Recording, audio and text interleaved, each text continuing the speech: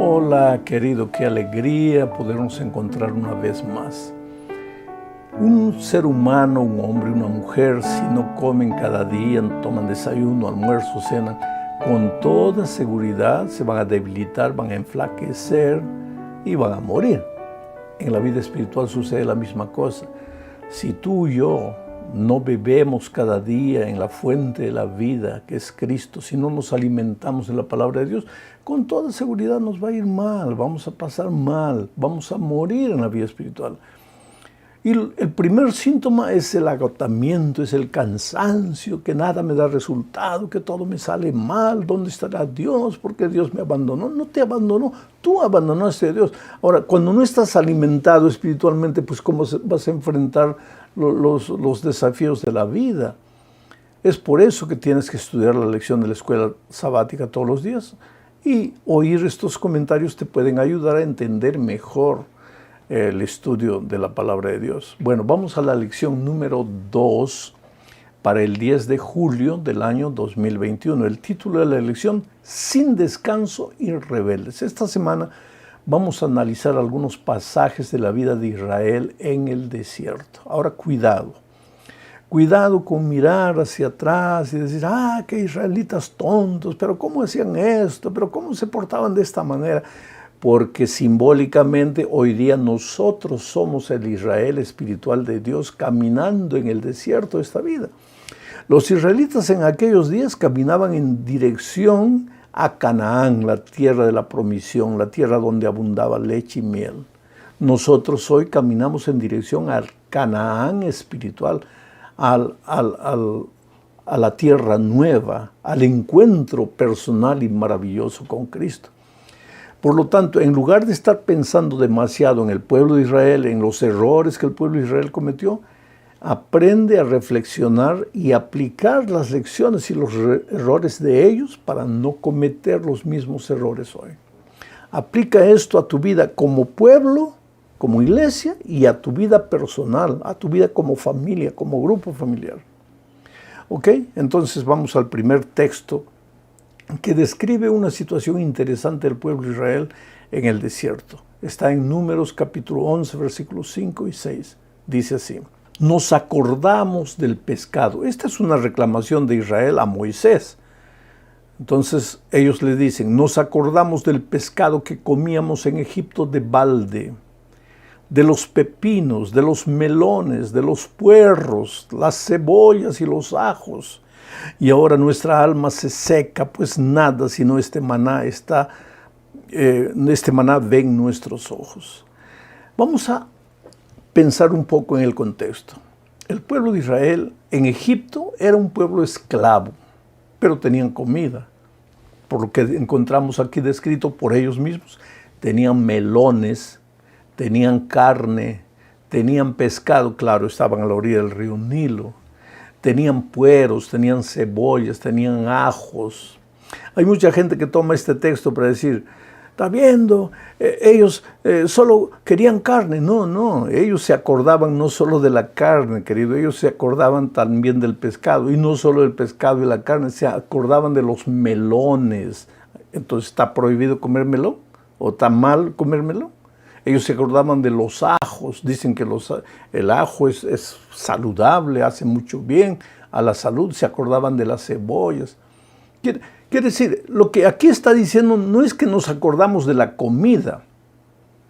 Lo que está diciendo el texto es, nosotros allá no nos faltaba qué comer, no nos faltaba, aunque sea un trapo para vestir, pero nos has traído al desierto, nos has dado libertad. Y aquí estamos amarrados. ¿Por qué? Porque cuando hubo escasez de comida en el desierto, Dios les hizo caer maná del cielo. Pero comieron un día, 2 días, una semana, un mes, maná. Llegó un momento en que dijeron, no, ya estamos cansados del maná, nos acordamos ahora de la carne, de los pescados, de los melones, de las cebollas, de los ajos que comíamos en Egipto. Quiere decir, querido, a veces nosotros los seres humanos queremos novedad, y nos olvidamos de las cosas simples de la vida. El maná que Dios les daba era lo que ellos necesitaban transitoriamente para sobrevivir. En el desierto de esta vida, el maná que Dios nos hace caer todos los días es su palabra. Estos estudios de la lección de la escuela sabática son para ayudarte como un guía para que estudies la palabra de Dios. Y es lo que necesitamos, pero no, tú quieres excitación, tú quieres emoción, quieres decir, tú quieres melones, tú quieres pescado, tú quieres ajos, tú quieres cebollas, tú quieres que te pique la lengua, las emociones. Entonces olvídate del pueblo de Israel, piensa en ti, qué tipo de culto tú quieres. Vas a la iglesia, pero tú quieres la batería, tú quieres eso. Yo no estoy hablando contra ningún instrumento, pero tú quieres, cierras los ojos, levantas las manos al cielo, te emocionas. La vida cristiana es simple, querido, no la compliques. Ahora, si puedes tener una buena orquesta, muy bien, un buen coro, bien, un buen praise team que dirija los cantos, gloria a Dios, todo. Pero no pienses que eso es lo que te alimenta, porque lo que te alimenta es la palabra de Dios en esa experiencia diaria contigo y con Jesucristo. Ahora, en vista de las reclamaciones del pueblo, hasta Moisés se desanimó, porque cuando tú no estás bien con Dios, tu espíritu se perturba y ahí viene la reclamación, el descontentamiento. Y eso, mira, hasta Moisés se sintió mal, porque en el versículo 11, mira lo que dice Moisés. Y dijo Moisés a Jehová, ¿por qué has hecho mal a tu siervo? ¿A quién? A él mismo, a Moisés. ¿Y por qué no he hallado gracia en tus ojos que has puesto la carga de todo este pueblo sobre mí? Miren ustedes cómo la reclamación del pueblo hizo a Moisés también caer en el desánimo. Porque hasta los líderes de Dios en algún momento, si se apartan de Dios, pues las preocupaciones de la vida parecen mucho más grandes que sus fuerzas. Por eso, querido, por eso es necesario vivir una vida diaria de comunión con Cristo. Porque hasta santos y grandes hombres de Dios en la historia han fracasado. Y porque hoy mismo nosotros vemos grandes y santos hombres de Dios estresados, nerviosos. ¿Por qué? Hay que buscar cada día en Dios, en la fuente de la paz, del sosiego, del descanso, la fuerza necesaria para enfrentar las luchas de la vida. Ahora, delante de todo este nerviosismo de Moisés, ¿qué es lo que Dios le aconsejó?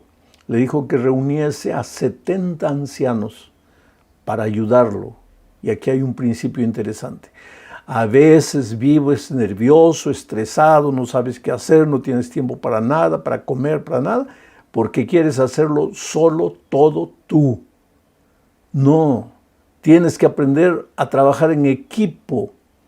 Pero hay mucha gente que tiene un equipo, pero igual vive estresado. ¿Por qué? Porque el equipo solo hace lo que él quiere, lo que el líder quiere. No es así, querido.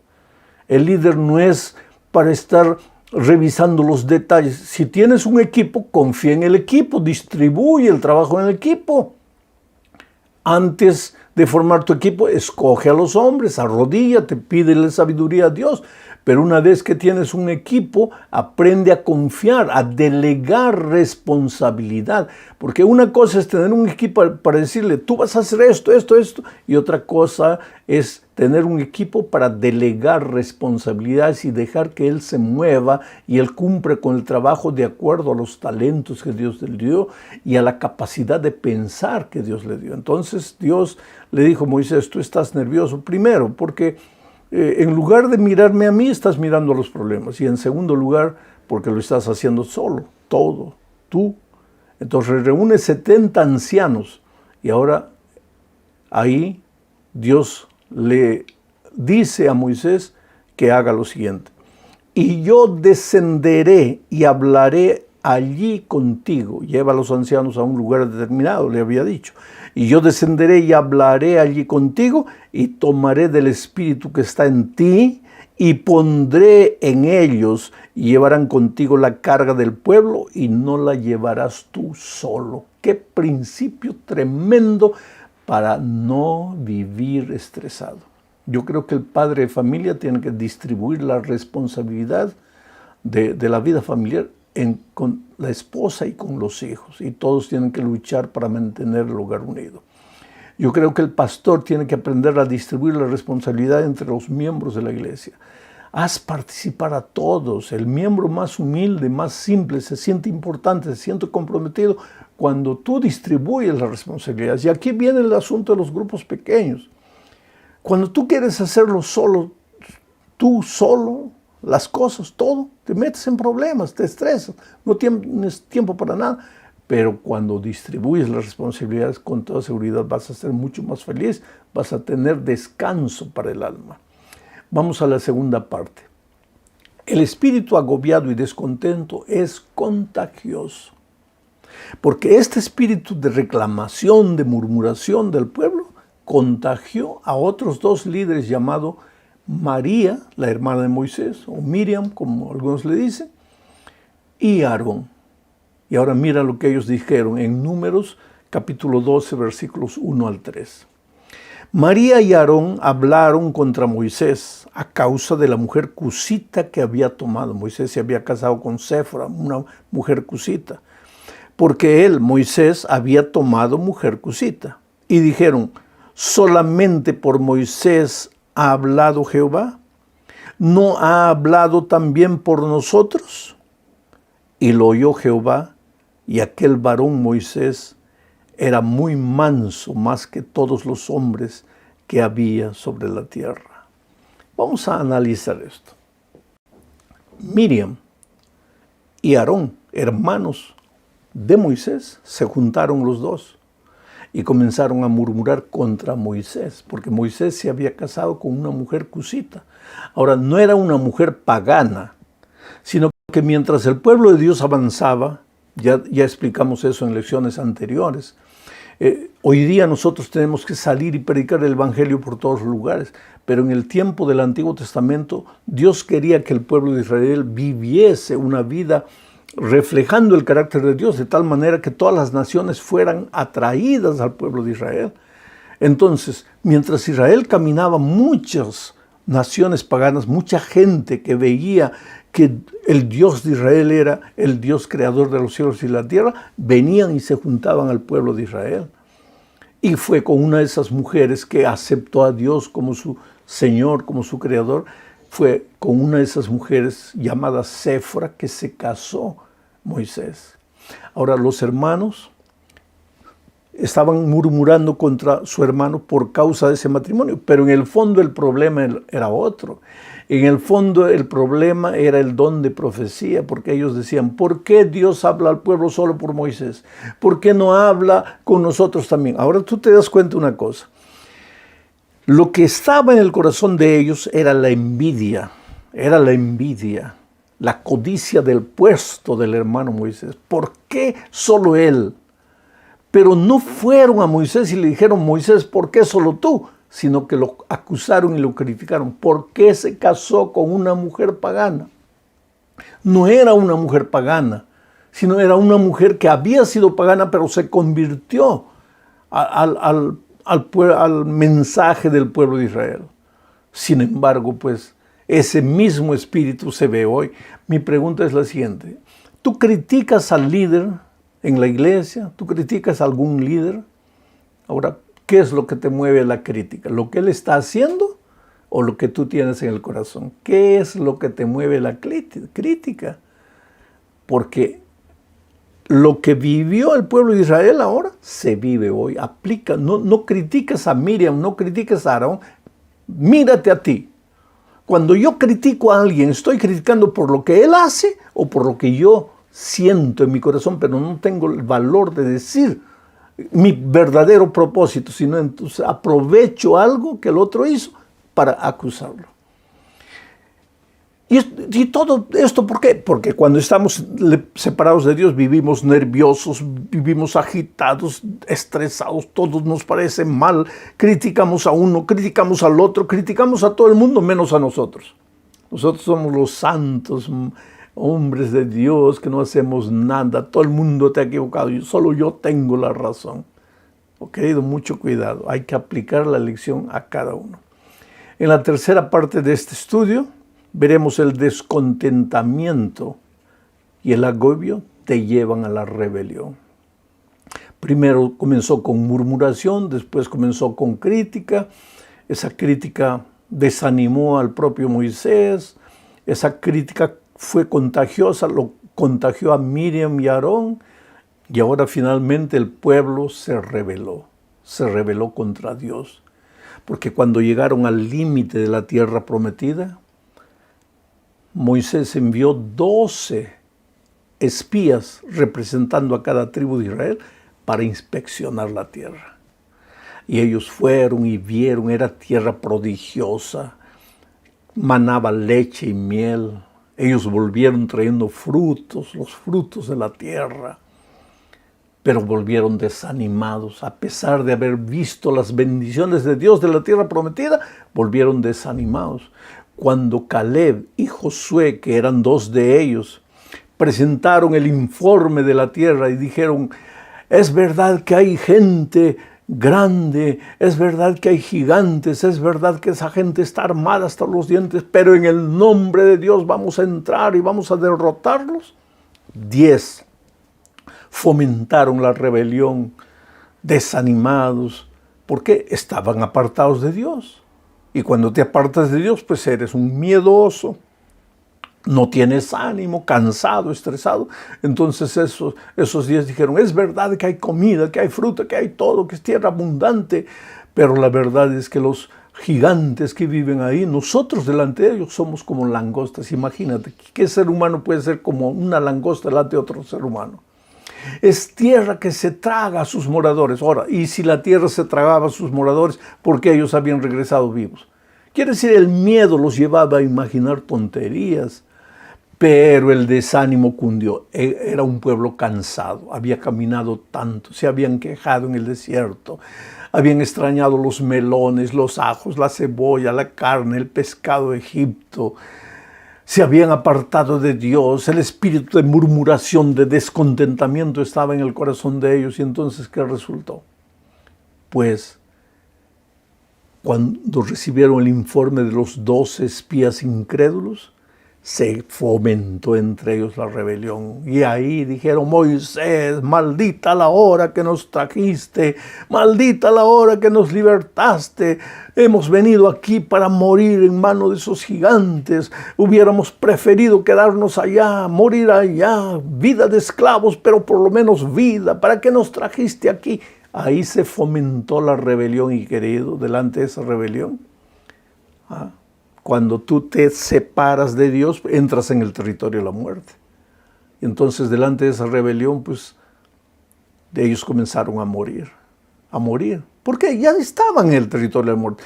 Porque cuando tú quieres vivir, tienes que estar en el territorio de la vida. Te separas de la vida, entras a la muerte, naturalmente. Puedes morir de accidente de tránsito, un rayo que te cae en la cabeza, un hueco que hay en la carretera y tu carro cae, lo que sea. Pero ya estás en el territorio de la muerte porque te has apartado de la vida. Por eso el pueblo murió.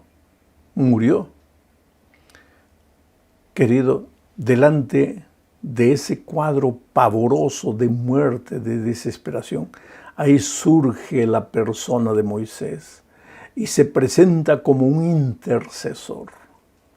Y ahora yo leo lo que dice Números capítulo 14, versículos 18 y 19. Mira lo que dice Moisés: Jehová, tardo para la ira y grande en misericordia, que perdona la iniquidad y la rebelión, aunque de ningún modo tendrá por inocente al culpable. Jehová, que visita la maldad de los padres sobre los hijos, hasta los terceros y hasta los cuartos. Jehová, por favor, perdona ahora la iniquidad de este pueblo, según la grandeza de tu misericordia, y como has perdonado a este pueblo desde Egipto hasta aquí. Y aquí, queridos, Moisés se levanta como una figura del Señor Jesucristo. Moisés cae de rodillas y le dice: Señor, por favor, el pueblo es rebelde. Desde que salimos de Egipto, tú lo has perdonado una vez y otra vez y otra vez. Ahora no lo destruyas, perdónalo también, Señor, por favor. Y hay otra parte donde Moisés le dice, Señor, quítame a mí la vida, pero perdona al pueblo. Oh querido, el perdón y la misericordia divina. Somos rebeldes, somos contumaces, nos apartamos de Dios, no tenemos tiempo para Él, después las cosas nos van mal, entramos al territorio de la muerte. Pero Dios es tan bueno que nos llama, nos invita. Venid a mí, estás cansado, estás afligido, entrégate a mí, devuélvete a mí. No importa lo que has hecho, querido, a dónde te has ido, vuelve a Jesús. Regresa a Él, sus brazos están abiertos, Él te perdonará. Ahora entramos a la última parte de este estudio, querido. Allá en el desierto, ese pueblo de Israel aparentemente se arrepintió delante de la mortandad y todo. Aparentemente se arrepintió. Y ahora, aparentemente arrepentido, dijo, ahora vamos y vamos a destruir a los cananeos, vamos a invadir, vamos a apoderarnos de la tierra en el nombre de Dios. ¿Qué en el nombre de Dios, querido? Cuando haces algo en el nombre de Dios, tienes que seguir las instrucciones divinas. Y Moisés le dijo, no, calma ahí, no vayan, porque Dios no está con nosotros. Pero el pueblo, sí, vamos en el nombre de Dios, fueron allá y sufrieron la derrota más catastrófica de aquellos días. Lo que nos muestra una cosa, querido. Una cosa es fe y otra es presunción. ¿Cuál es la diferencia? Fe es fruto de un corazón que vive una vida de compañerismo diario, de comunión con Dios. Eso es fe. Pero cuando tú no vives una vida diaria de comunión con Dios y te atreves a hacer cualquier cosa grandiosa a tus ojos, eso es presunción. El hombre de fe, la mujer de fe hace las cosas sin miedo porque Dios está con él. Y solo él sabe si Dios está con él o ella porque pasa tiempo con Dios solito. Ahora el presuncioso usa el nombre de Dios y va para la guerra en su propio nombre y las cosas le van mal. En resumen, esta semana nosotros vimos que en el desierto de esta vida muchas veces nos cansamos y que el cansancio lleva a la reclamación, a la murmuración y que el cansancio es contagioso, que podemos contagiar hasta los líderes como Miriam, como Aarón, pero que Dios perdona, pero que Cristo intercede por nosotros y que corremos el peligro aún así de confundir fe con presunción. Que Dios nos ayude a aprender las lecciones para nosotros mismos. Olvídate de Israel. Piensa en tu propia experiencia. Amén.